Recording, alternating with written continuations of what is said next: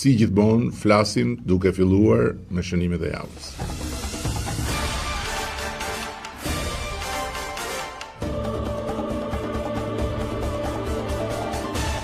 Këtë javë nisa me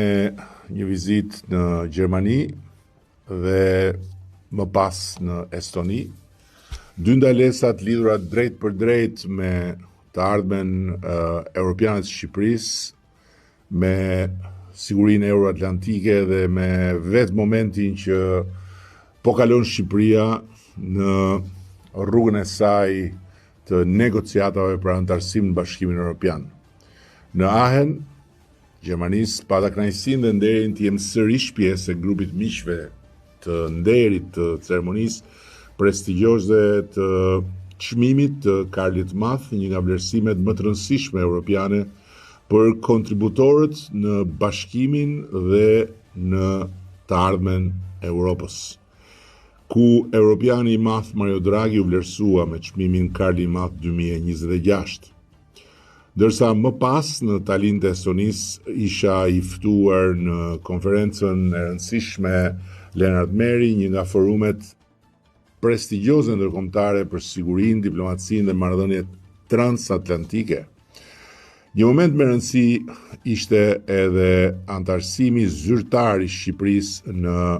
NATO Cooperative Cyber Defense Center of Excellence, një nga strukturat e reja dhe më të avancuara të aleancës në mbrojtjen kibernetike dhe një hap strategjik për vetë Shqipërinë si një nga kontributorët në sigurinë kibernetike të aleancës, e cila vendoset tani më në një nivel tjetër bashkëpunimi brenda aleancës për një fushë që sot është një nga frontet më kritike të sigurisë son edhe të sigurisë globale në tërësi. Në të njëjtën kohë, marrëdhëniet mes Shqipërisë dhe Estonisë hynë në një fazë të re bashkëpunimi, posaçërisht në teknologji, digitalizim, inteligjencë artificiale, inovacion në tërësi, ku Estonia ka qenë një pioniere dhe ku sot Shqipëria shihet me respekt. Dhe u ndjeva mirë për hir të vërtetës, pasi miqtë estonezë ishin shumë të informuar për zhvillimet teknologjike dhe digjitale të Shqipërisë dhe nga ana tjetër shumë të interesuar edhe ata për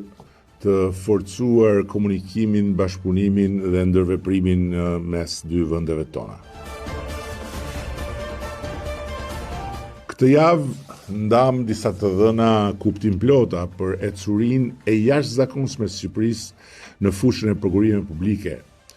Një nga kapitujt më të rëndësishëm të procesit të antarësimit në Bashkimin Evropian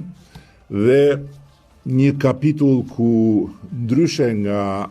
pasqyra tërësisht e deformuar e realitetit të kanaleve dhe të portaleve të këtushme, Shqipëria shihet si e transformuar pozitivisht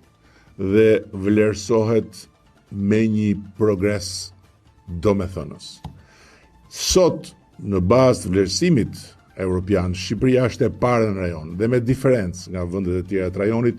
në të gjithë treguesit e prokurimit publike. Ndërkohë që në disa indikatorë kryesor, Shqipëria ndodhet mbi mesataren e vendeve të Bashkimit Evropian. Për shembull, ndërsa mesatarja e procedurave me një ofertues në vende BE-s është mbi 32%, në Shqipëri kjo shifër është 23.5%, ndërsa në prokurimet për punë publike ajo zbret në 12%. Edhe të dhëna tjera flasin pikërisht për faktin se lufta kundër korrupsionit, e cila nuk është thjesht dhe vetëm lufta në frontin që ne mundësuam dhe që fal vullnetit ton u hap në anën e drejtësisë, por është edhe lufta e përditshme, sistematike në anën e modernizimit të shtetit dhe të ndërtimit të sistemeve që e bëjnë gjithmonë e më pak të pranishme prezencën e korrupsionit.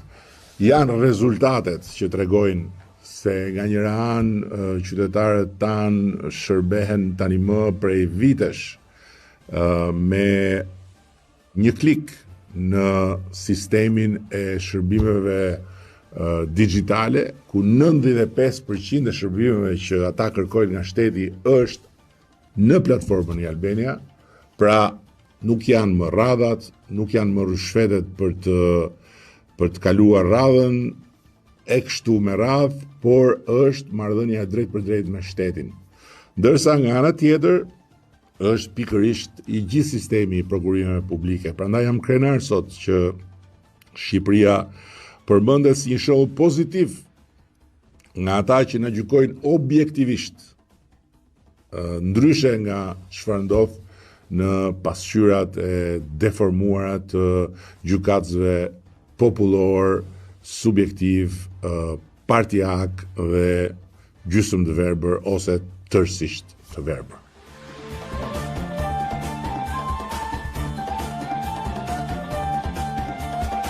Këtë javë nënshkruam edhe partneritetin shumë të rëndësishëm shtet-sistem bankar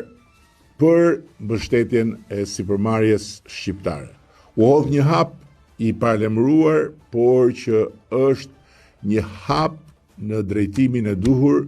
me një potencial të jashtëzakonshëm për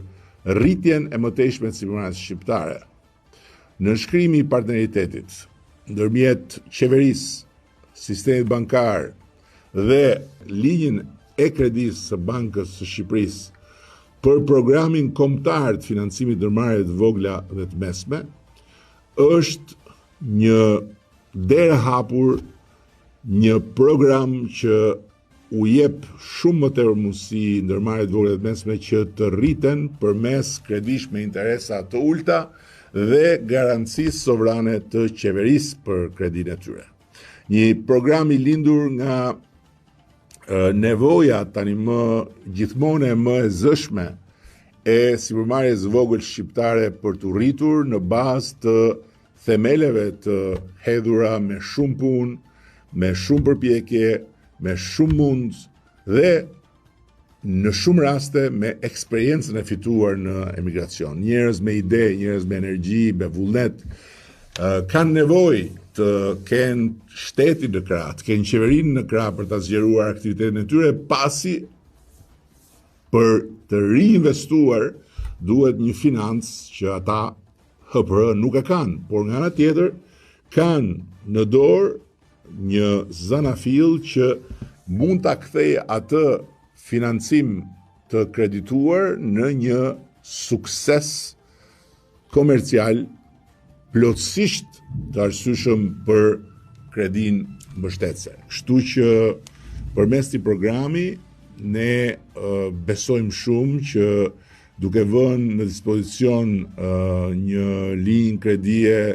me interesa nga 2 deri në 3% dhe një garanci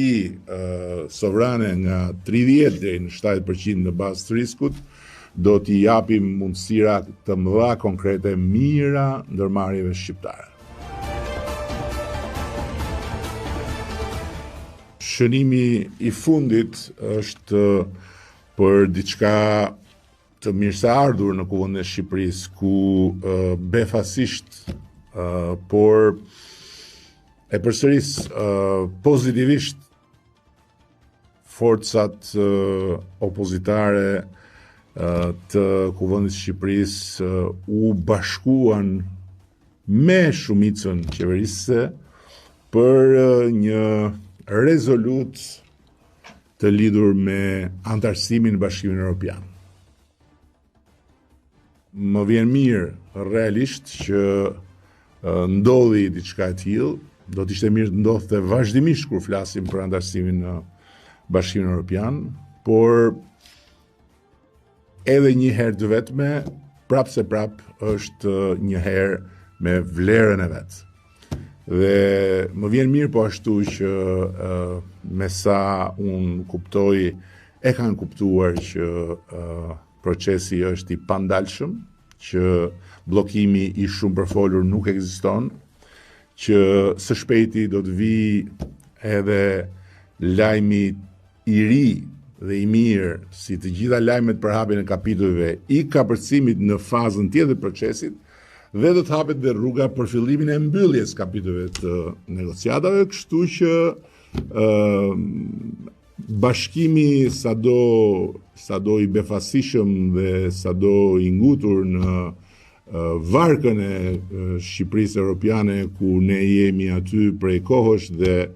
ku vendin e kanë gjithmonë aty, është plotësisht i mirëseardhur.